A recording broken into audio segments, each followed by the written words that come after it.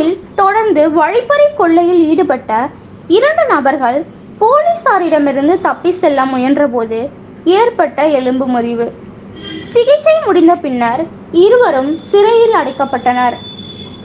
கரூர் வெங்கமேட்டை சேர்ந்த பரணி பாண்டி மற்றும் மோத்திஸ் ஆகிய இருவரும் கரூர் நகர பகுதியிலிருந்து தேசிய நெடுஞ்சாலையை இணைக்கும் அண்ணா சாலையில் கடந்த 24ஆம் தேதி அதிகாலை 5 மணிக்கு காலை கடனை கழிக்க சென்ற முதியவரை அடித்து அவரிடமிருந்து இருசக்கர வாகனத்தை பிடுங்கி சென்று அந்த வாகனத்தை பயன்படுத்தி கரூர் கோதை நகர் அருகே ஆள் நடமாட்டம் இல்லாத பகுதியில் தனியாக இருசக்கர வாகனத்தில் சென்ற பெண்ணிடம் கழுத்தில் அணிந்திருந்த நகையை பறித்து கொண்டு தப்பி சென்றுள்ளனர்.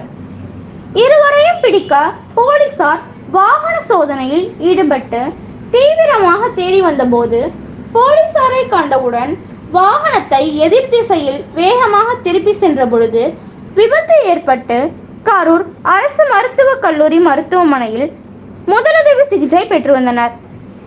இருவரிடமும் விசாரணை மேற்கொண்டு வழிப்பறி செய்த பொருட்களை அவர்களிடமிருந்து மீட்பதற்காக அழைத்து சென்ற பொழுது போலீசாரிடமிருந்து தப்பி செல்ல முயற்சித்து அருகில் இருந்த பாலத்திலிருந்து கீழே குதித்த போது இருவருக்கும் காலில் எலும்பு முறிவு ஏற்பட்டது.